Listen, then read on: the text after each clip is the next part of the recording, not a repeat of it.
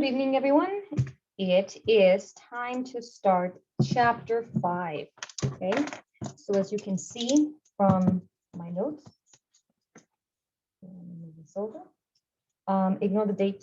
Date does not matter. That was obviously a year ago. I'm going to go ahead and do the chapter 5 notes. For right now, I'm just going to go over two sections, 5.1, 5.2, and then I'm going to do a separate recording for 5.3 and 5.4, which I don't have here. All right, that way it's not too overwhelming, but you do get some experience on it. I will be skipping 5.3, so it's 5.1, 5.2, and 5.4, 5.5. Okay. All right, let's get started. Let me grab some sheets of paper here. Just grab some of these pages. Here we go. Okay, and I'm gonna have to do some of the work. Okay, let's see if I'm gonna get some really bright colors and see if I'm gonna use it. Okay. So we're going to be going over rational functions. This is chapter 5. Rational functions, anytime you're talking about a rational number is basically a number that can be written as a fraction. So 2 can be written as a rational function, rational number, because it can be written as 2 over 1. So when you are looking at rational functions, the difference is that you're going to be having two equations, one in the numerator and one in the denominator. It is very important. Can't get rid of that. Very important that you know how to factor, because we're going to be factoring all the way through. See how that light works. If it doesn't, no, change it back. It's because these are, I think it's my lamp. Okay. So rational functions are in the form of one function over another. I'm going to start with the most general one. And this is the HK, which you have seen before. H number right here would move the graph left, right?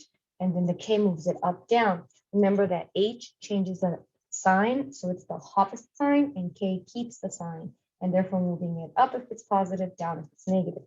A is a constant, and that is all. So A would be a stretch or a shrink, and we're just talking about vertical, okay? Right now, we're not talking about anything more than that. There's a horizontal stretch and shrink, and that's when you multiply the x by it. But again, we're not going to go over that. Horizontal shift, the opposite number, and then you shift left, right, and then vertical shift, which would be the K. Let's zoom in a bit. This blue situation is still rough. Okay. Your parent function will be 1 over x. So it's the same thing as when you had all the other functions. When you had parabolas or you had any other function in which the a was 1, and anything bigger than that would basically stretch it vertically. If you had a fraction, it would push it down, which would shrink it vertically. Okay, so that's what that would happen to the graph, and H and K would just shift left, right.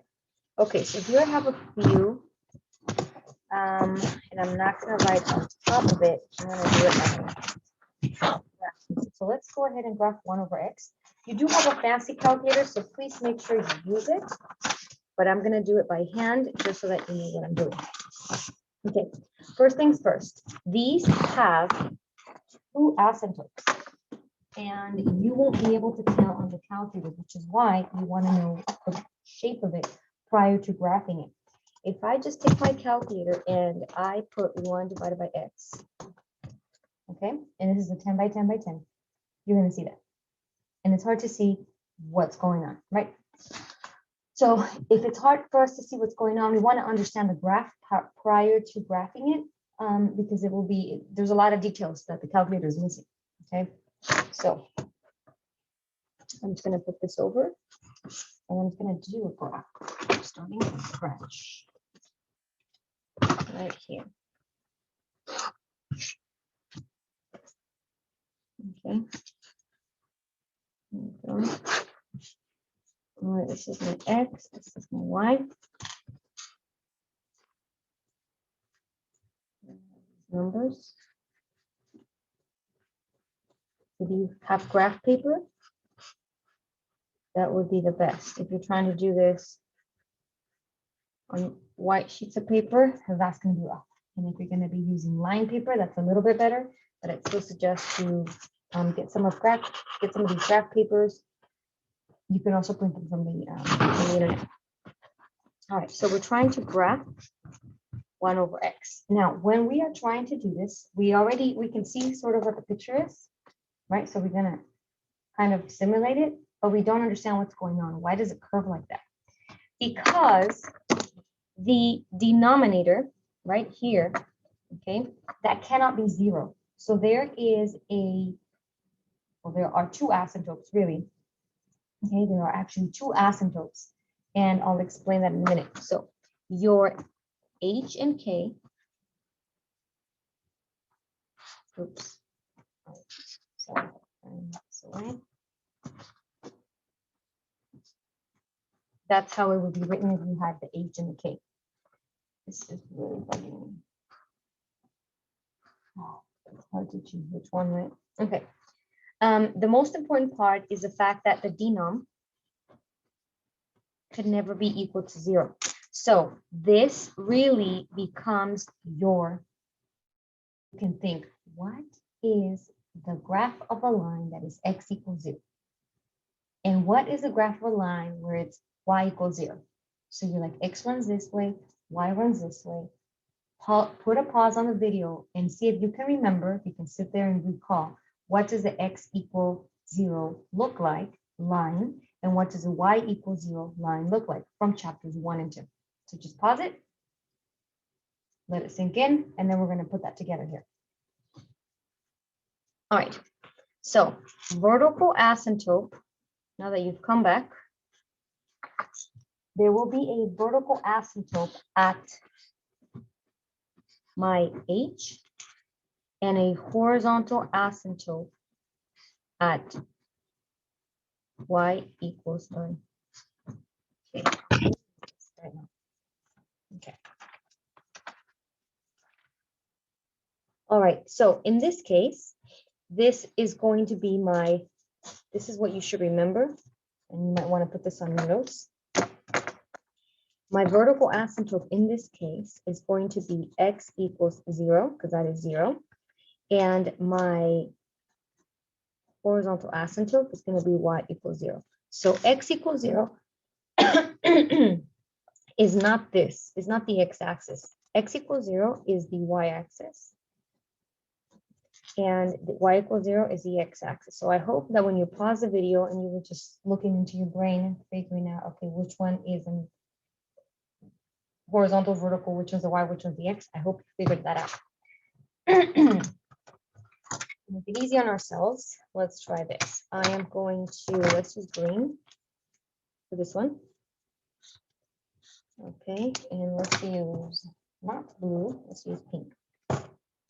You can clearly see these. Okay, so this is what it means.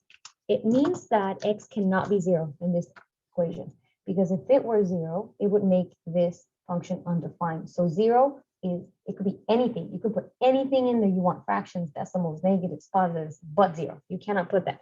So that's going to create an asymptote here. So what you do is, it'd be great if you have highlighters, you dash it. You do not make a straight line because it is not part of the graph. It's going to help you curve the graph. Your y equals 0 is a horizontal. So I'm dashing it so you could see. And that's going to curve. So if this x weren't in the denominator, if you had no restrictions in the denominator whatsoever, you would have a nice polynomial curve like we had on chapter 4. It would just be flowing, right? But the fact that it is a curve in which it has a variable or variables in the denom, then here you have cuts that make it stop from going beautifully to make it, yeah, they're still curves, but something is stopping from one side of the curve to continue on to the other side. Okay. Now that we have this,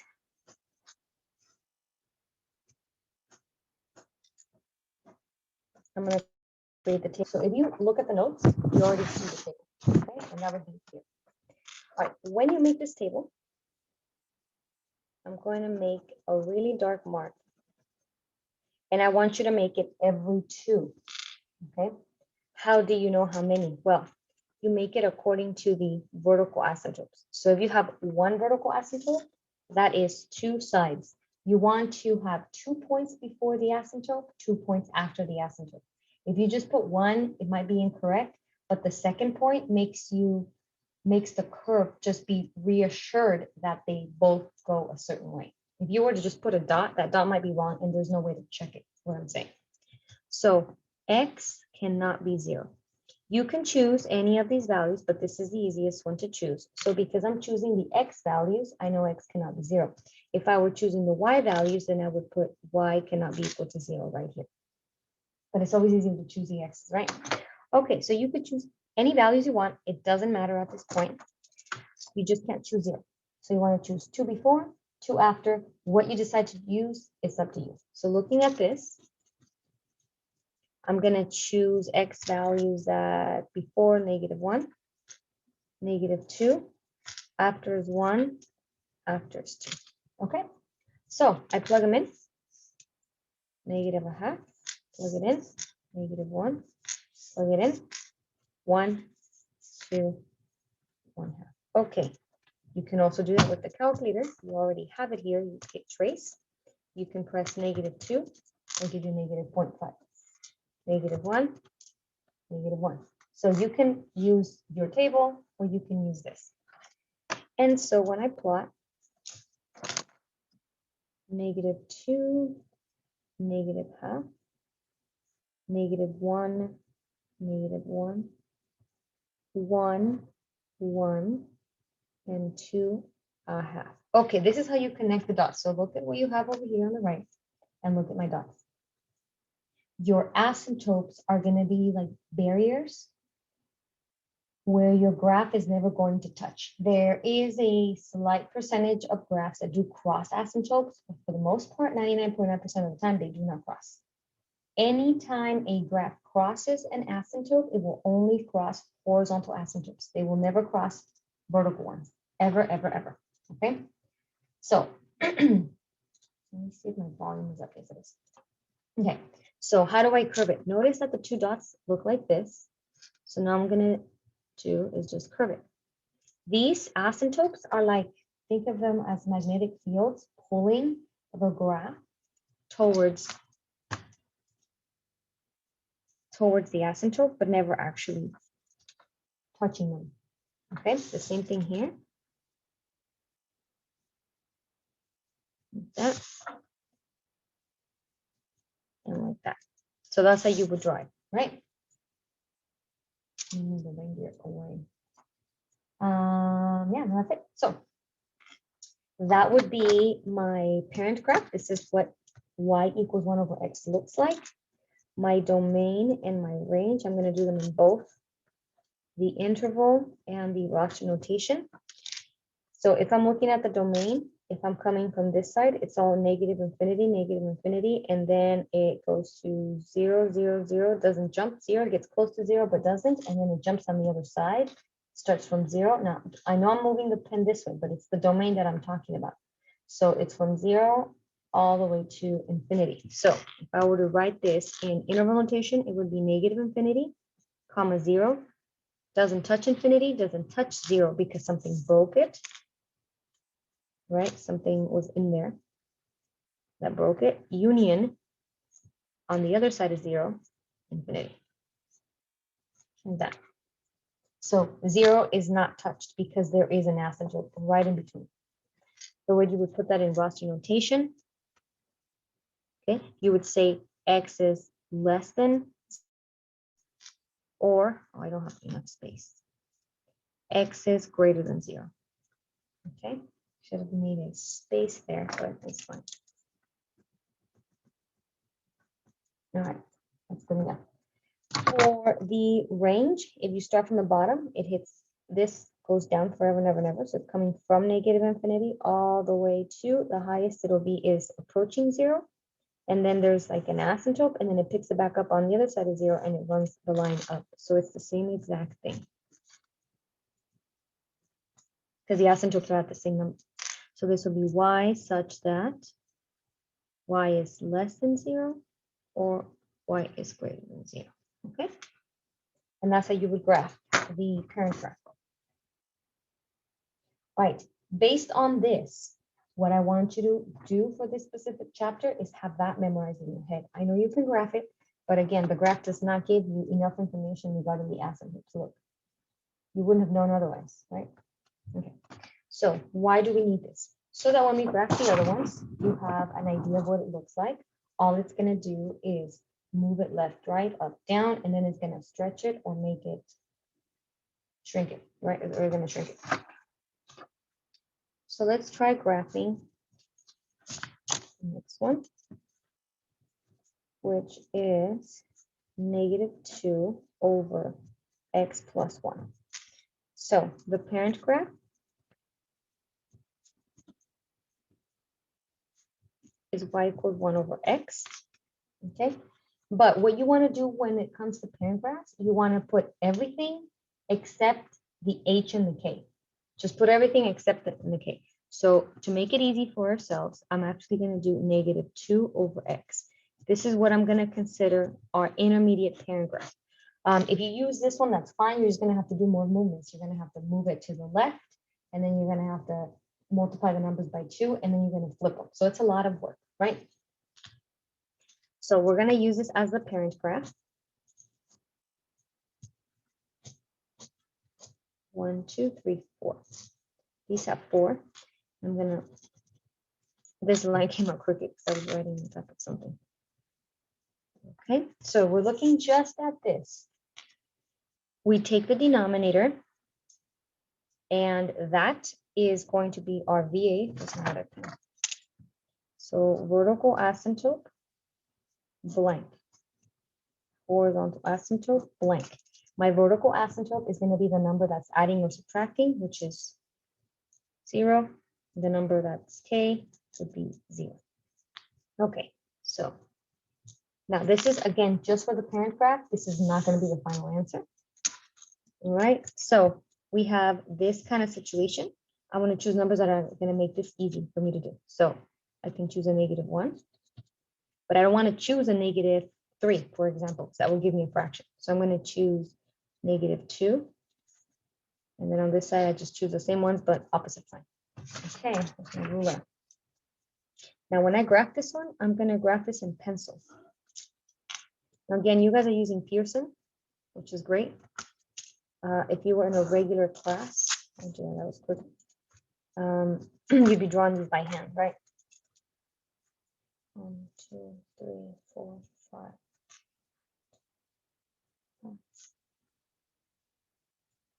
So if you ever have a class after this one where you have to do it by hand, this is how you would do it. Okay, so let's go ahead and plug this in. If I have a -1, that makes it a +2. If I have a -2 down here, that's a +1. If I have a 1 here, that's a -2. Notice that these are going to be the same. They're going to be mirror images of each other, just opposite signs. Okay, so like I said, I'm going to do this in pencil. It's not my final answer. So that's going to be -2, 1. And I'm not going to draw the asymptotes yet. -1 up 2. And you're like, wait, that's not the same as the last one. The other one looked like there were points in quadrants 1 and 3. How come this one's this way? Okay, let's keep graphing. 1, -2, and 2, -1. You're like, they're opposite. Now they're in the second and the fourth quadrant. Why is that? Because your function is a negative. So when it doesn't have a negative, when this function is positive, the points, you're going to have your graphs on quadrants 1 and 3. When you put a negative here, it's going to do this. Okay, it's just going to be on the opposite quadrant, which is fine. All right, now this would normally curve like this because remember, you have asymptote here, x-axis, and you have asymptote here, y-axis. There used to be a time where I had a plastic sheet and I would make the graph and then I would physically move it and you could see it. But this time you're going to just have to imagine it. So this would be the graph if we had this. The issue is we've got this. So our new information, you're going to take the parent graph which we let it be this, and you're going to move it. You're going to move it. 1 unit is the opposite of it. H is now -1. So it's going to be 1 unit left. And K was 0 from here. So no up, down movement. Okay. So all you're going to do is this parent graph, which we already have, and move it 1 unit left. Now, when you move 1 unit left, the whole graph moves. That means, and it includes the asymptotes. So I'm going to now grab a pen, the blue one, and I'm going to grab every dot and move it 1 left. Boom. Left. Left. Left. Now you're thinking, this point landed on the asymptote. Yeah, but that was the asymptote of the old graph. Now the asymptotes are going to be all moved left 1 space. So therefore, my new asymptotes, BA is going to be X equals -1. That's the opposite of this one. And my horizontal asymptote is still going to be the same. There's no K value. Okay. So let's go ahead and do, what colors did I use? Green for the top one. I think this one I used pink. Right. Okay. So now my asymptote is going to be at X equals -1. X equals -1 is a vertical asymptote.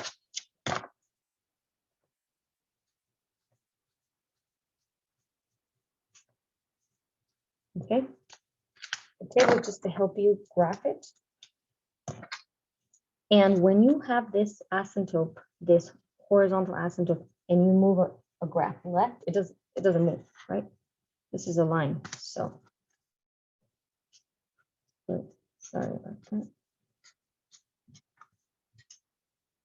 Okay, so then what I'm going to do is take my pen and now looking at the pink and the green, you can see from the pencil and my blue pen, and it's maybe hard to tell. Okay, but you can see that the pencil to the blue moved left. This is how you would do it if you were graphing by hand. Okay, then I can grab the eraser and erase my markings that were in pencil.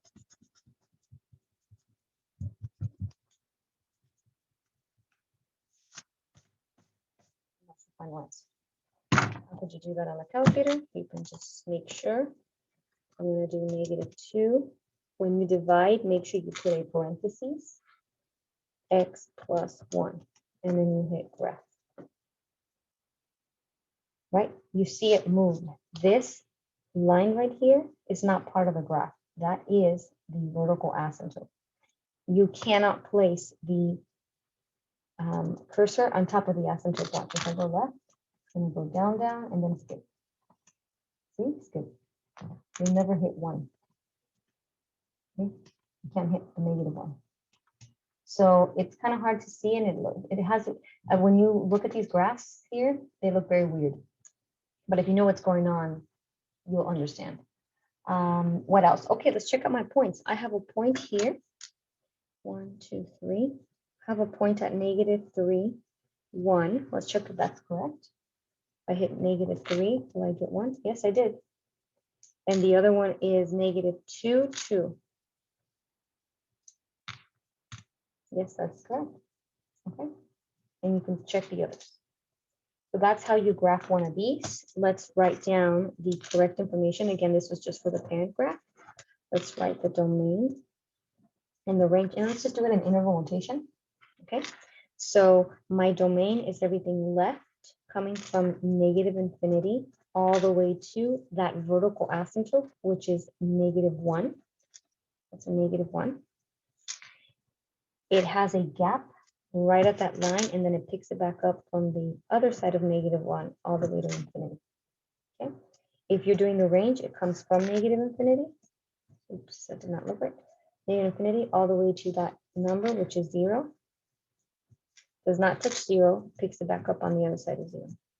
Okay, so all of this down here is the information for this specific graph. This was to help you. All right.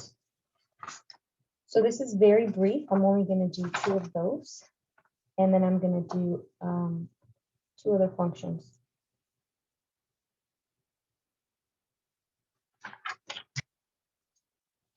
One of them is weird.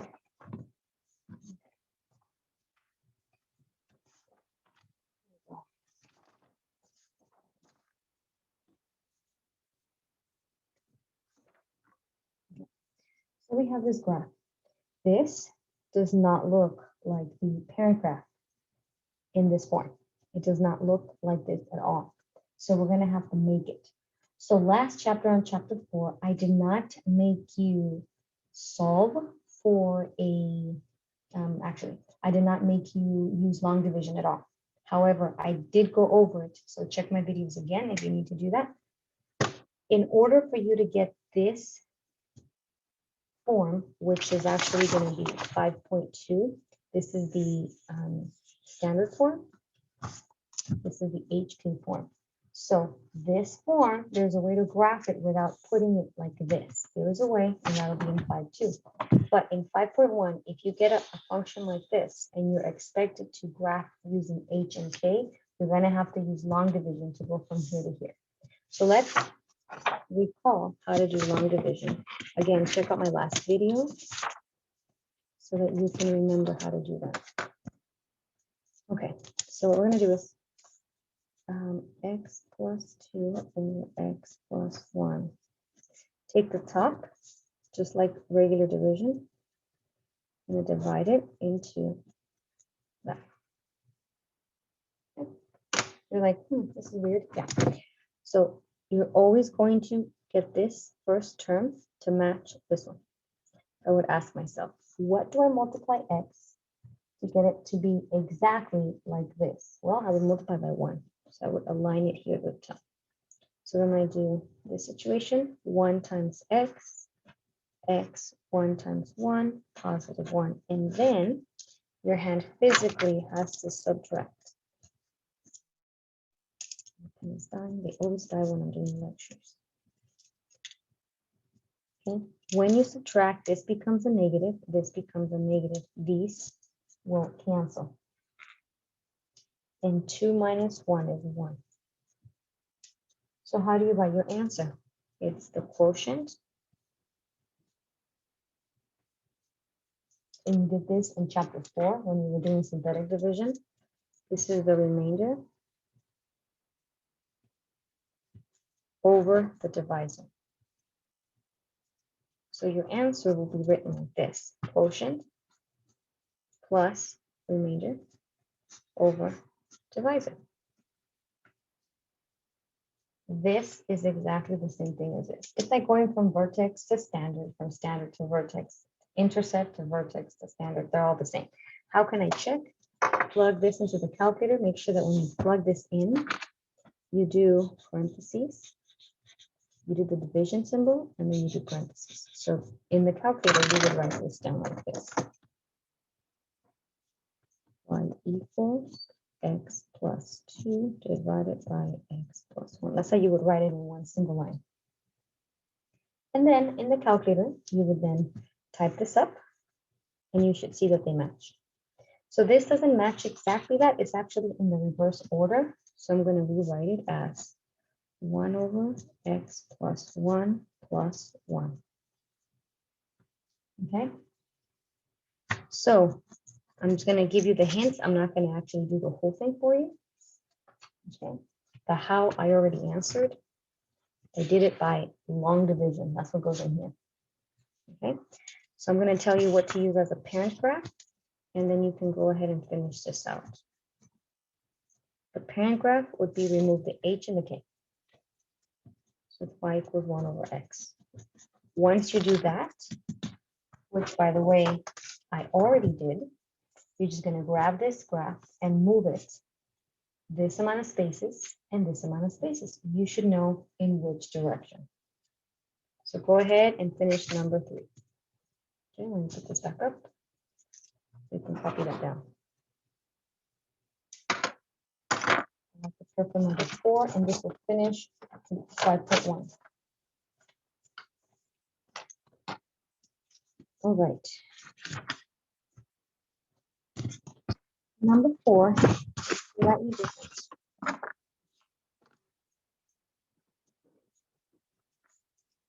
One over x squared.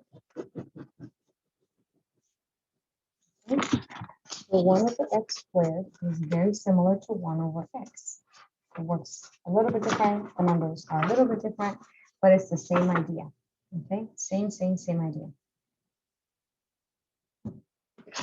So you've got, again, a chart, you've got the graph, you've got domain and range. And so we've got, what is my ruler? I keep moving my papers around and then I can't find it.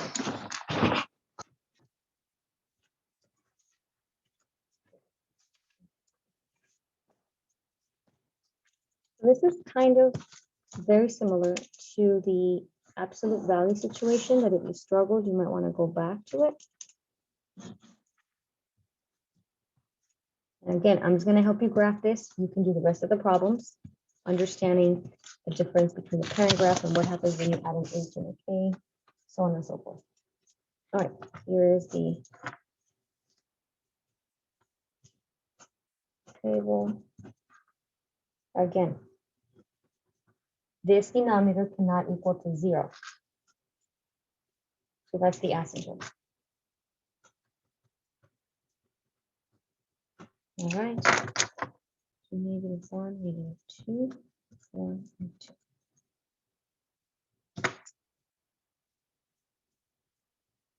Each dash is 1. Okay. All right, go ahead and do the math. Take that 1, square it. You will always have a positive in the bottom. So that's going to make it 1. You have a -2, it doesn't matter. It's always going to be a positive. So that's 1/4. 1, 1, this. So notice that you don't have a difference in signs. When you graph this one in the calculator, let's erase that. Watch what happens. Because the denominator can never be negative, instead of your curves being on quadrants 1 and 3, now they're going to be on 1 and 2. Okay, so you're still going to have 2 asymptotes. Let's do the asymptotes with, let's do this one. It's the same idea. Asymptotes are the same. Domain and range are the same, except that the dots are now here, and well, the graphs are here and here. -1, 1, 1/4. So it's a little bit flatter. And a little bit down. Okay. That's it. Your domain is going to be -infinity to 0, union 0 to infinity. Your range is going to be -infinity to 0, union 0 to infinity. And based on this, if I give you any function that looks like this, where I'm just adding a 2 on the x or the k, we're just going to grab that function and move it around. The same function, move it around. Okay. All right, that finishes 5.1. These are called rational functions.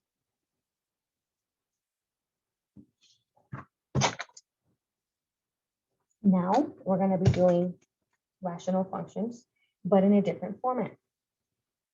So these rational functions that are coming up on 5.2 are a bit more complicated.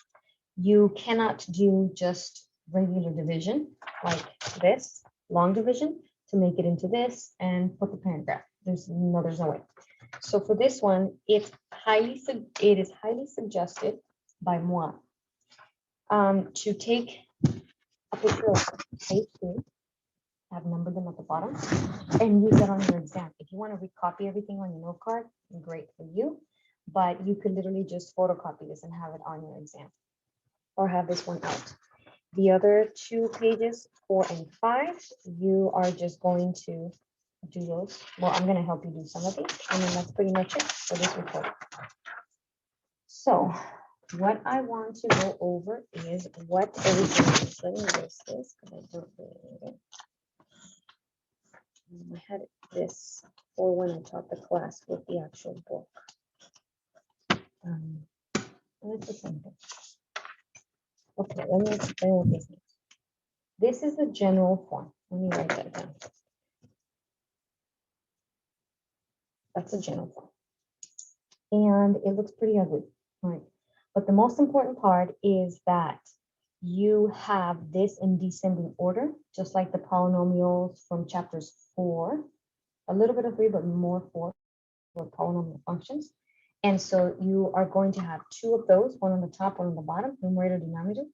And the top versus the bottom, you both want to put them in descending order with the highest power, starting with the highest power, running it all the way to the constant, okay? And then the bottom 2. Now, why do we use letters? And these letters look funny and they look a bit overwhelming. Well, because letters in the alphabet are finite, right? But if we add subscripts, and subscripts are to show,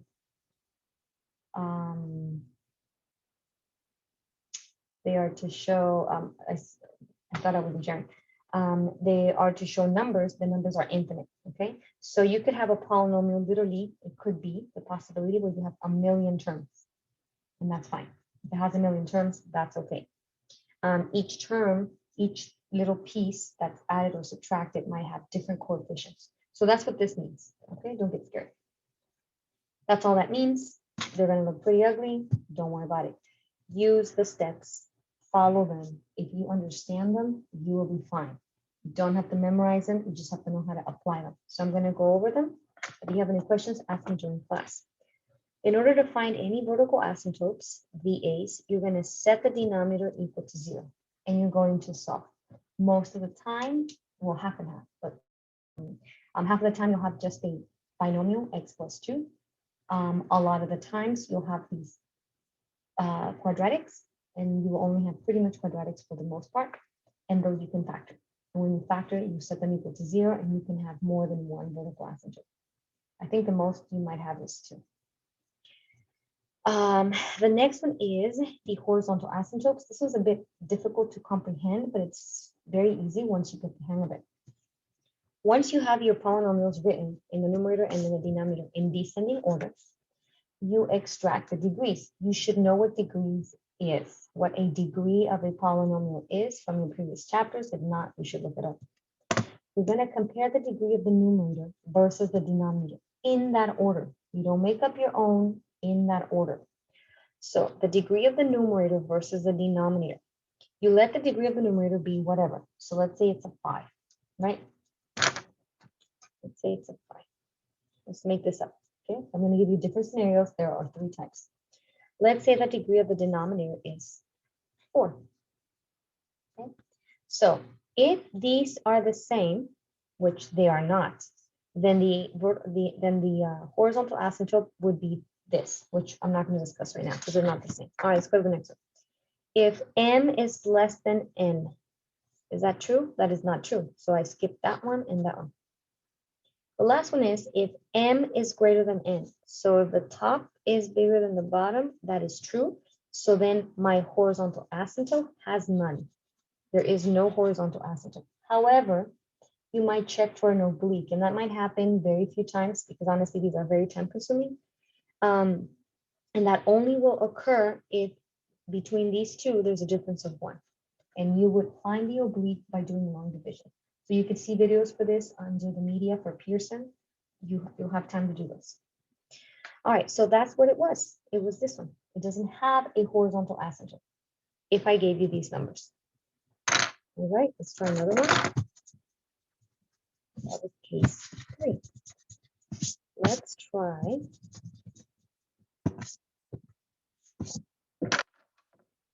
Let's say that the numerator's degree is 4 and the denominator's degree is 5. So the other way around. Are they equal? No. Is m smaller than this? Yes. So therefore my horizontal asymptote is just y equals 0. That's it. That is it. There's a long explanation for it. You can do that on your free time, or you can look at the meeting. right, and that's that, right? This one you have to do a little bit of work in case the two were off by a difference of 1 when m was, okay? But if it's not more than, if it's not by a difference of 1, it doesn't have an oblique and it has no horizontal, okay? All right, the last one is, let's suppose that the degree of the top is 4 and the degree of the bottom is 4. So then they're equal. Therefore, you take the term that had that specific power of 4, and you take the term that had that specific power of 4, and you divide their coefficients. Because when you divide two things that are exactly the same, like ax to the 4th over bx to the 4th, these cancel and you have this. So your horizontal asymptote will be y equals that number. It could be a fraction, it could be a whole number, it could be whatever. Okay, all right. Hope that helped a bit. Okay. And then what you're going to do is you're going to give your intercepts. In order to find your x-intercept, you're going to let y equal 0. You're not going to plug in 0 for x. That's the wrong thing to do. You're going to set y equal to 0, and then you're going to write them as points. Okay, so these get written, the vertical and horizontal asymptotes are asymptotes. So this will be written as x equals a number. And for the horizontal asymptotes, it'll be y equals a number, or none, right? But when you're looking at intercepts, they are written as points because they're actual dots on the graph. So you would put a 0 on the y, and then you would solve for the x. That's what's called the x-intercept. In order to find the y-intercept, you let x be 0. Yes, that's when you plug in 0 into the whole function, and then that would be the y-intercept, and that would be 0, a number. Okay. Now, to talk about any holes in the graph, these are very hard to tell on the graphs in the calculator. They're actually impossible. So you have to know when they occur. And they basically occur when both parts are factored, the numerator and the denominator, and one of these cancels. So when you have binomials and there's a binomial that's exactly the same as the bottom, when they cancel, that part, before you cancel it equal to 0, solve it, and that means there's a hole at -2. You won't see it, but there's literally a hole. Okay. All right, let's get started. I'm gonna do the more complicated one, and I'm gonna go through all these steps. Okay. All right. Let me grab a different sheet of paper. Graph.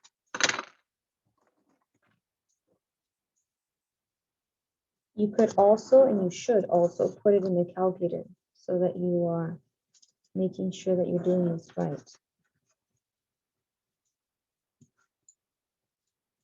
When you put these in the calculator, do not forget to put the numerator over the denominator in parentheses. Okay, so I'm going to find all the information. Let's write this down on the side so I can flip the paper over. And that way, run through these step by step.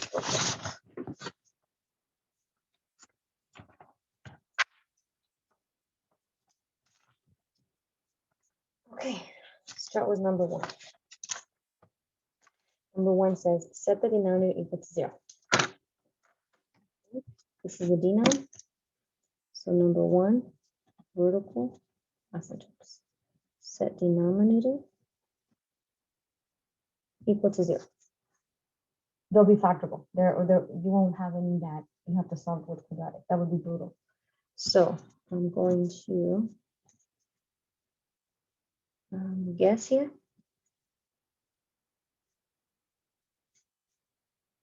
That is right. I want a positive 5. That's positive. Let's read.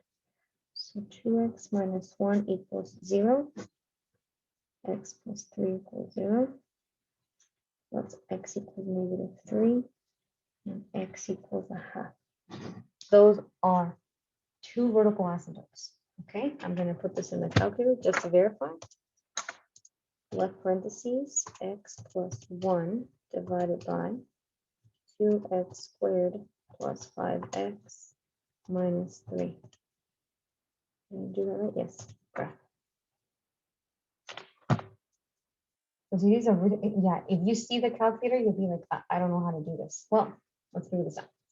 So hit trace and try to hit a value of -3 on your calculator. -3. If that's an asymptote, I won't get anything for the y. That's correct. See, there's nothing. It means that's an asymptote. Okay. Then I'm going to hit 1/2. I'm going to 0.5. Nothing. That meant there was another asymptote there. So far, so good. Let's go ahead and draw them. Let's make them, let's make 1. I won't mess with this. I'll just go once.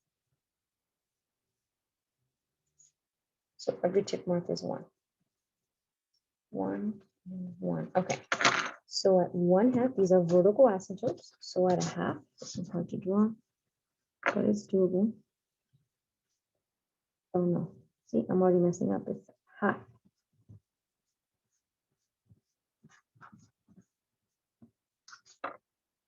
And you want to label it. And this is again, I'm doing this by hand. And -3. 1, 2, 3.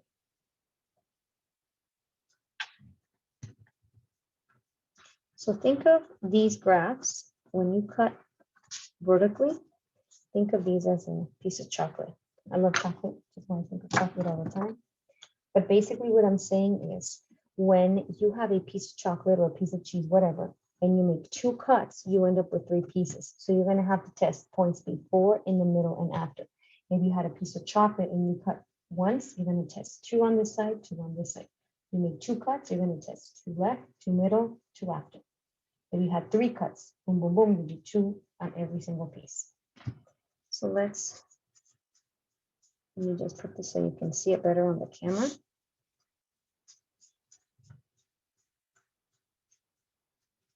Let me just highlight this so we don't lose track. Okay. Okay, so far so good. All right, that is number 1.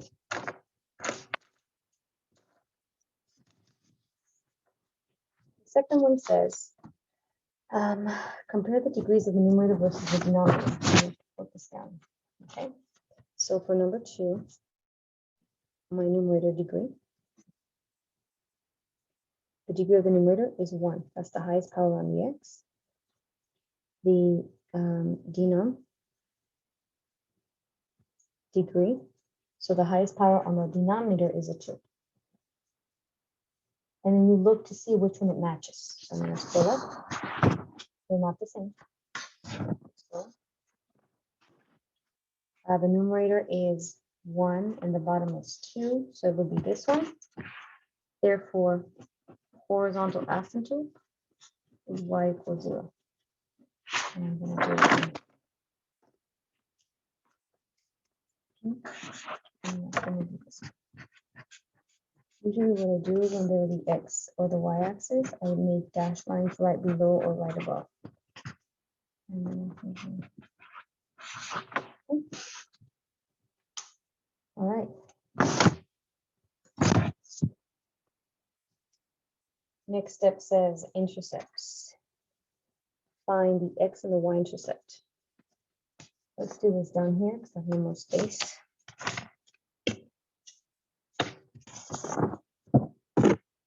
So this is for step 3. Okay. Let's do the easiest one, y-intercept. Let x be 0. So I'm going to take this function here. And I'm going to plug in a 0 everywhere x used to be. So the numerator is 1. It's gone, gone, -3. So if you write this as a point, 0, -1/3 is your y-intercept. For the x-intercept, this one will be a little bit harder to do. Oops. All right. Okay, you're going to set the whole function equal to 0.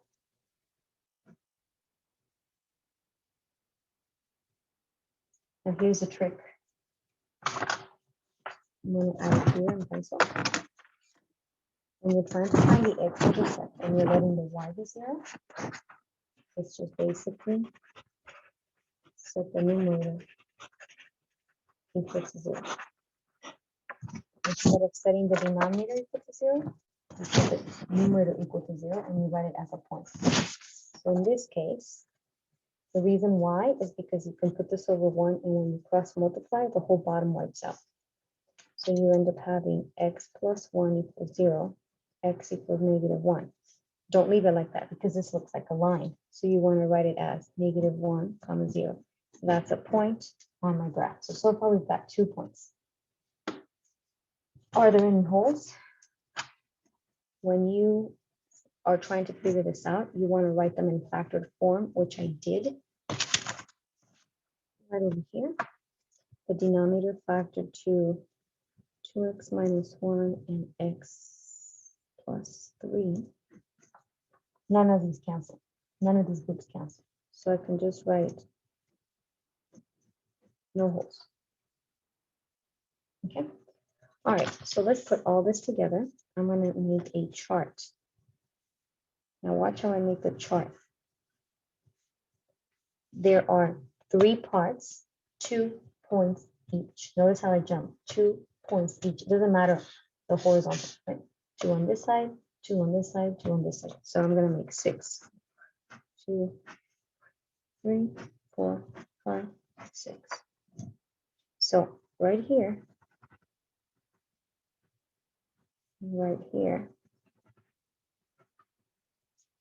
one of them is for x -3. X cannot be -3 because that's an asymptote. The other one is x cannot be a half. So my job is to choose points before, in the middle, and after. However, before I do that, I am going to go to this page and I'm going to put these points where they belong. Okay. So 0, this 0, -1/3 is literally somewhere in between here. And the -1 is somewhere in between here, right? So they both belong there. That would be 0, -1/3. So 0, -1/3 is before this, and -1, 0 is here. So with these, sometimes you'll get a couple of points here. All right. So now what you're gonna do is take your calculator and pick points. I'm gonna pick 2 points before -3. So let's do -4. Try to do them close. Let's choose -4. All right. -0.3, -5, -0.2. You just round to the nearest 10. Okay, let's just verify -1. That did give me 0. And 0. That did give me -1/3. Okay, let's choose 2 points after 1/2. Let's do 1 and 2. 1 is 0.5 and 2 is 0.2. These are very tiny decimals. But you can just put them in the calculator. There's no need for you to do all this by hand. You won't be able to finish. And you just plot 1, 2, 3, 4, 5, 0.2. 1, 2, 3, 4, 0.3. That's a little bit further down. -1, 0. Now this is a special case. You will never have, like I said, graphs cross vertical asymptotes, but you every now and then you might have one that crosses the horizontal. That's this case where this dot is literally right on top of this. So what you do is you put a hole just to show me or show the computer that it crossed. And then 0, -1/3 would be somewhere here. Okay, 1.5 would be here, and then 2.2. So basically what happens is this. See if I can. They're really tiny, but these graphs do not touch the asymptotes. So there's an asymptote here, the pink one, and then the green one. It's going to curve like that. Okay. Over here, this is going to curve that way. It's going to go up this way. Now this is a little bit deceiving. Normally, what it would do is this one. I don't know what's going on here. So why don't I choose a -2 and get that point? So if I choose -2, I get positive 0.2. So that meant that it was above the x-axis. That would be here. So you just grab this, make it towards the asymptote. This one's going to go up. That's why the graph looks so weird, because it's giving you this tiny piece right here. It would be better if you graph it on Desmos.com. Put that in there and you'll see the graph of it better. You can zoom in and zoom out. Okay. And that's basically how you graph one of these. They do take a while. I don't think I put that many. But they are fun. They are definitely fun. Okay. That was the hardest one of the wall. So I'm actually going to have you try 2 and 3. I'll have you try both. Okay. 2 and 3. They're not that bad. You can graph them in your calculator first and then see how they work. All right, I'm going to stop the recording now. It's been a while. And have you ask questions during class, okay? And that's it for 5.1, 5.2. Have fun.